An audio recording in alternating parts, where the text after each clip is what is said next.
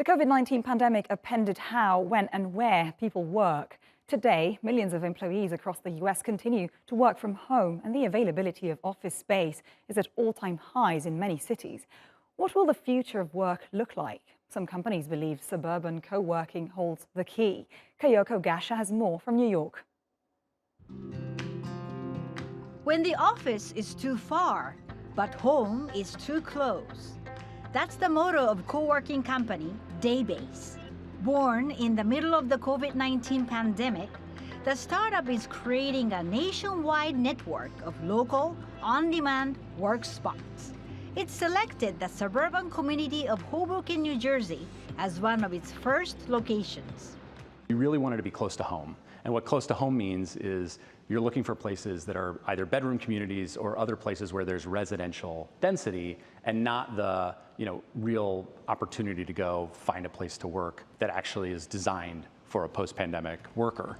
Daybase selects locations situated near childcare facilities, gyms, stores, and restaurants.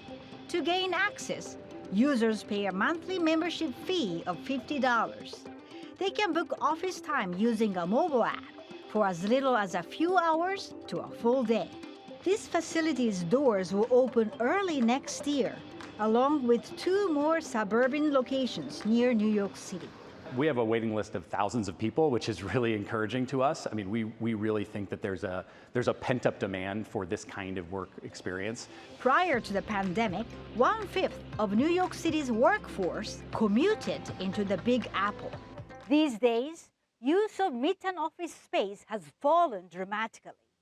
Only 28% of Manhattan office workers are back at their desks. And by January, fewer than 50% will return.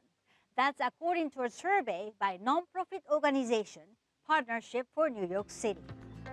The survey also found that over the next 5 years, more than 30% of employers expect their office space needs in Manhattan to decline.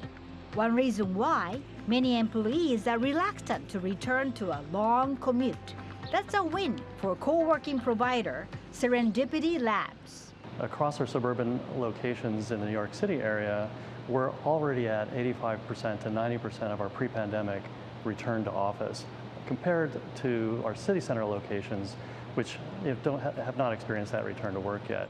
A few months ago, these entrepreneurs decided to make this Westport, Connecticut location their office base. I don't know, I'm just not a work from home kind of person. I feel like you get more done when you're sitting here collaborating together. It's just a great workspace and, plenty of places to go. About 50% of Serendipity Labs' business comes from large companies. The pandemic has accelerated that trend as employers seek a more flexible work strategy during the current uncertainty. Some of those companies are professional service firms like McKinsey and PwC.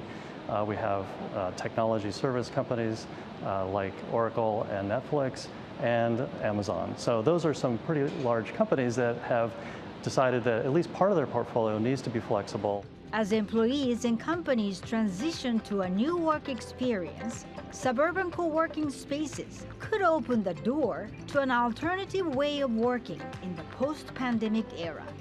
Kyoko Gasha, TLT World, New York.